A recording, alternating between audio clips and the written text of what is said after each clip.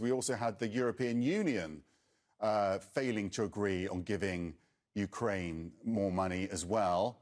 And if they don't get European or American money, that's a massive problem for Ukraine and very good news for President Putin, which is probably why he looks so confident.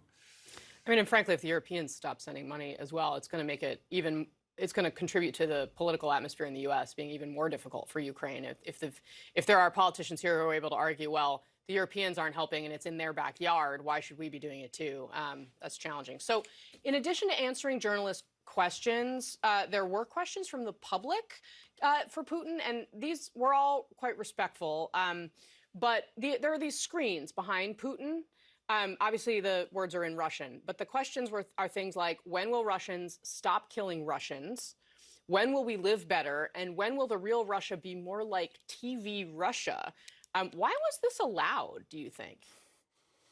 I think I don't know. I mean, none of us really know. This is Kremlin stuff and this is Putin stuff. My interpretation, my personal interpretation, is that this is smoke and mirrors. I think he recognizes that many people feel the way these questions were posed. And then he was answering questions. So he's giving the impression that he's answering tough questions without actually asking tough questions. But actually what he's really doing is connecting with a lot of people as well by showing that he's aware of how they really feel without having to address it properly. I think it was a very clever communications strategy, actually. Yeah, I mean, it's an interesting window as well into kind of what the actual challenges on the minds of Russians are right now. I'm not sure I've had a better window into it, to be quite honest with you. So European leaders, we mentioned the challenges on the aid. However, they did just agree to open EU membership talks with Ukraine, and that would be a really big deal for Kyiv. But of course, as we've talked about, this critical aid package was blocked by Hungary. How do you see, there is tension inside the bloc. How does that play out?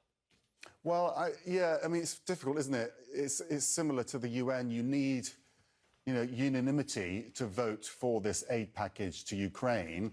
Viktor Orban, who's probably Putin's closest ally within the European Union, opposed it, so it hasn't gone through.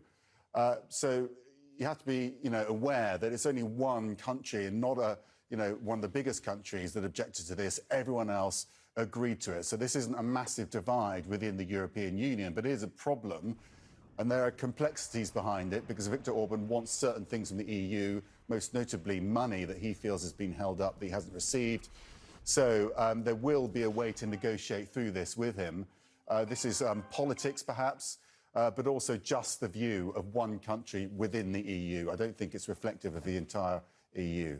Yeah, no, it's a very